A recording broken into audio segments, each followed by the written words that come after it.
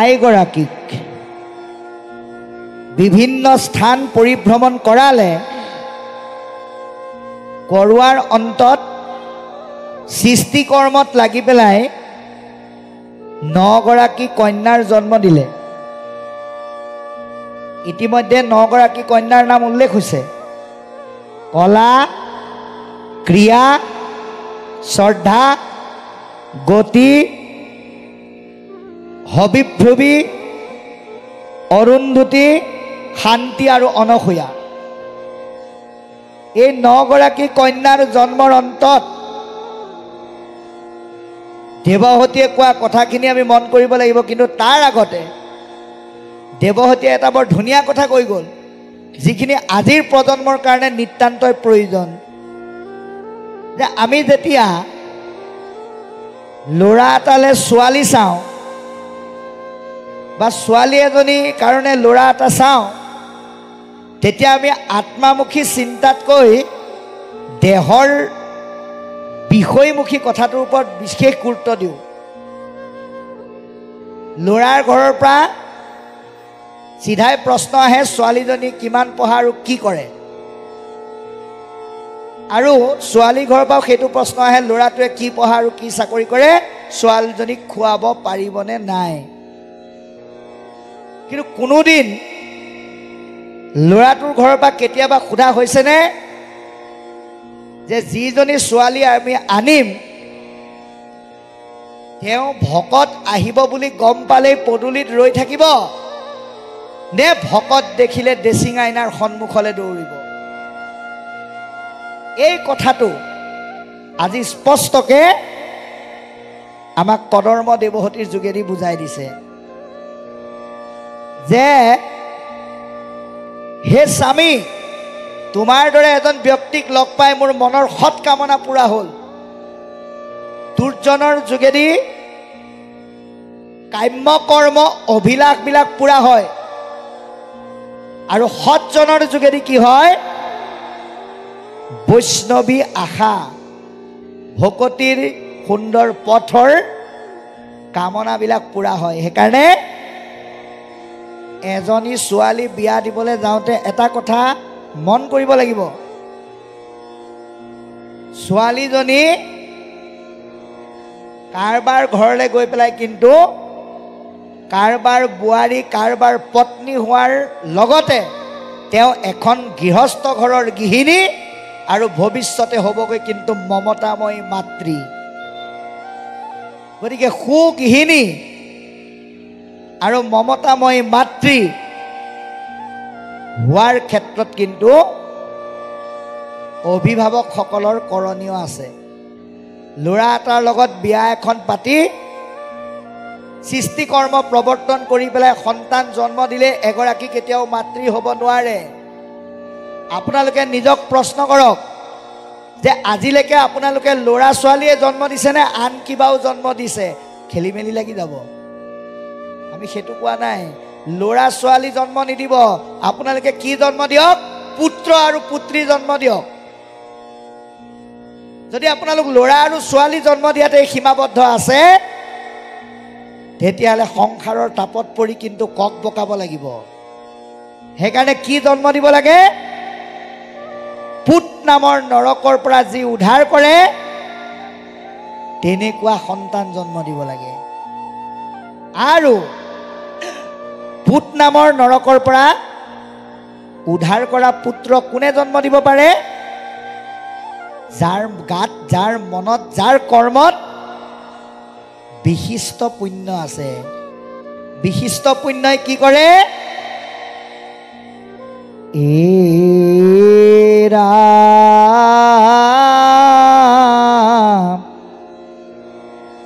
বিশিষ্ট পুণ্যে পাই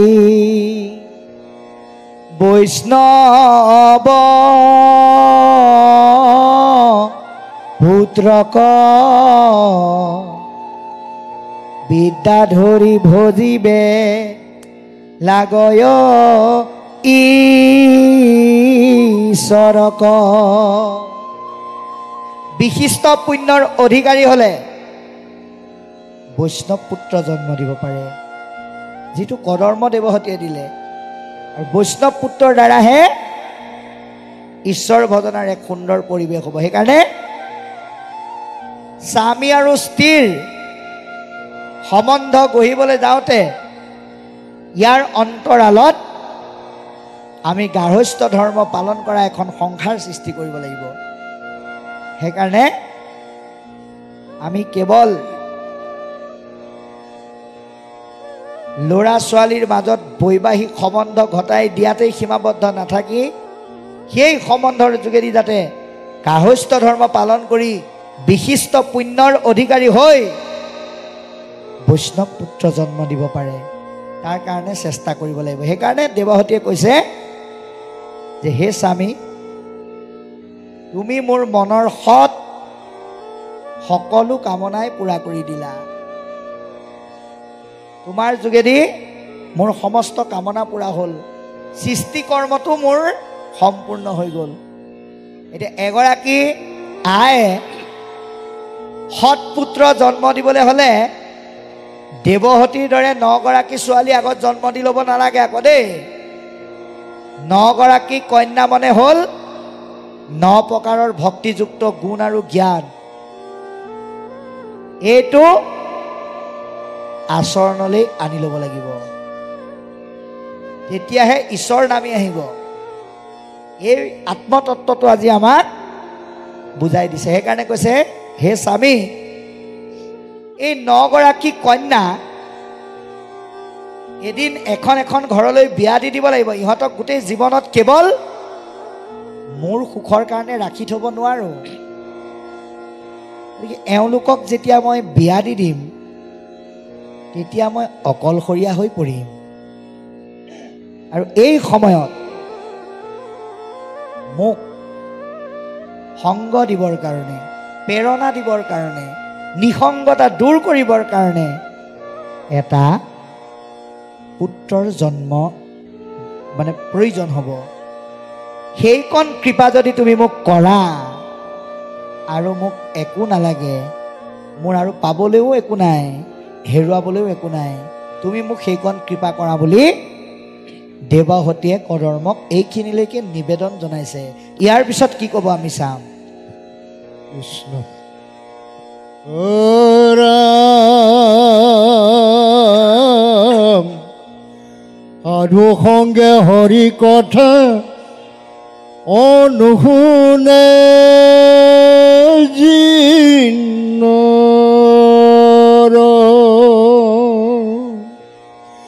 জীৱন্ততে মৰাখিটো অধম মোৰ হৰি ৰমায়ে মোক কৰিলে বঞ্চন তোমাক পায় মুখে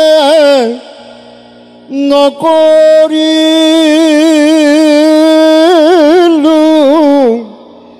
মন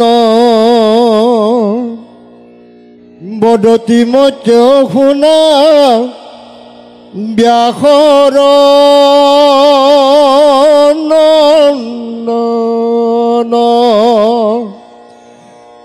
এই মতে দেৱহূতি কৰিলা প্ৰাৰ্থনা ভাৰ্যাৰ বিনয়ে ঋষি অতি তুষ্ট ভৈলা হৰিৰ বচন স্মৰি বুলিবা লৈলা শুনা প্ৰাণেশ্বৰী হেন খেদ নোযোৱাই অল্পকালে যুগৰে ভে হৰি লৈ বেঠাই তোমাৰ কৈলা নহৌক দিহবত ধৰি শ্ৰদ্ধাই ভকতি ভাৱে ভজাম হৰি ধৰে কৃষ্ণ কি ক'লে দেৱাহতীয়ে স্বামীক পুনৰ ক'বলৈ ধৰিলে যে সাধুৰ সংগে কৃষ্ণ কথা নুশুনে জিনৰ জীৱন্ততে মৰা সিটো অধম পামৰ আজিৰ দৰে সৎসংগত মন ভাল লগা ঈশ্বৰৰ কথা যদি আমি নুশুনো তেতিয়াহ'লে আমি জীয়াতে মৰা সেইকাৰণে আজি যে আপোনালোকক এই 3টা দিনৰ কাৰ্যসূচীৰ যোগেদি হৰি কথা শুনাৰ এটা ব্যৱস্থা কৰি দিলে আমি ইয়াৰ যোগেদি কিন্তু পুনৰ এক সঞ্জীৱনী শক্তি পালোঁ এই সঞ্জীৱনী শক্তিক আমি সংগ্ৰহিত কৰি ৰাখিব লাগিব সেইকাৰণে আমি জীৱন্ত অৱস্থাত সঁচাৰ্থত জীয়া মানুহ হিচাপে থাকিবলৈ হ'লে ভগৱন্তৰ কথা ধৈৰ্য ধৰি শুনিব লাগিব বেছি সময় শুনিব নালাগে নহয় আমাৰ ভাগৱতৰ প্ৰথম স্কন্ধত কি কৈছে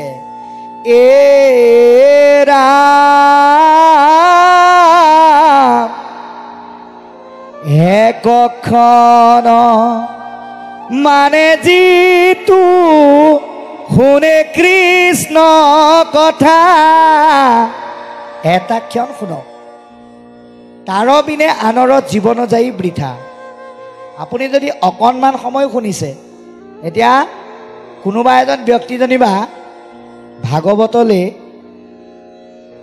2টা বজাত আহিছে তেওঁ যদি ভাবি লয় যে মই আজি 2টা বজাৰ পৰা ৰাতি 10টা বজালৈকে শুনিম কিন্তু দেহটো বহি পেলাই যদি মনটো কৰবালৈ যায় 11টালৈ শুনিলেও কামত নাহে কিন্তু 2টা বজাত ভাগৱতত বহি পেলাই এতিয়া 4:27 হৈছে কোনোবাই যদি নগলে নোহোৱা কামত যদি ইয়াৰ পৰা গুচিও গৈছে আকৌ আহিম বুলি তাত কোনো অপৰাধ নাই আমি হৰি কথা কিমান শুনিছোঁ সেইটো ডাঙৰ কথা নহয় কেনেকৈ শুনিছোঁ সেইটোহে ডাঙৰ কথা গতিকে জীয়া মানুহৰ দৰে থাকিবলৈ হ'লে অকণমান হ'লেও হৰি কথা শুনিব লাগে দিনটোত এতিয়া এই ভাগৱতৰ 12টা স্কন্ধ কেলে দিলে এবছৰত যিহেতু 12 মাহ 7 দিনৰ কথাটোত কিয় গুৰুত্ব দিলে 12টা মাহত 7টা দিনত অকণমান সময় হ'লেও আমি ভগৱন্তৰ কথা শুনিব লাগে এতিয়া আপোনালোকৰ মনত প্ৰশ্ন আহিব যে 12টা মাহত 7টা দিনত ঈশ্বৰৰ কথা শুনিবলৈ এনেকুৱা অনুষ্ঠাননো ক'ত পাম সদায় এনেকুৱা অনুষ্ঠানত শুনিব লাগিব বুলি কথা নাই এনেকুৱা অনুষ্ঠানৰ যোগেদি শুনা কথাখিনি 2-4জন ব্যক্তি গোট খালে নিজৰ মাজত চৰ্চা কৰক অনুশীলন কৰক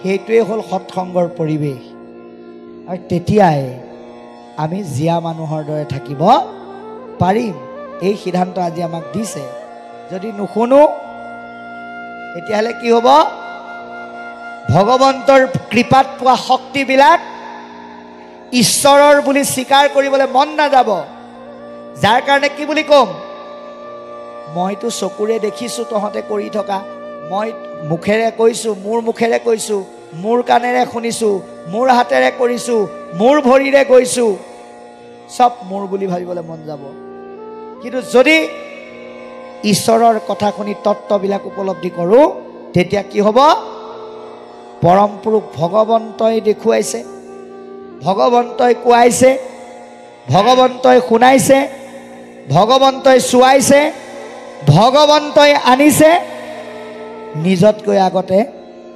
ভগৱন্তৰ অস্তিত্বক উপলব্ধি কৰিবলৈ মন যাব এই যোগাত্মক প্ৰৱণতাটো আমাৰ আহিব লাগিব তাৰ কাৰণে এই কথাখিনি দাঙি ধৰিছে গতিকে কৈছে দেৱাহতীয়ে যেতিয়া এনেধৰণে ক'বলৈ ধৰিলে তেতিয়া কি হ'ল কদৰ্মৰ মনত ভগৱন্তই পূৰ্বতে কৈ থোৱা কথাখিনি মনত পৰিল।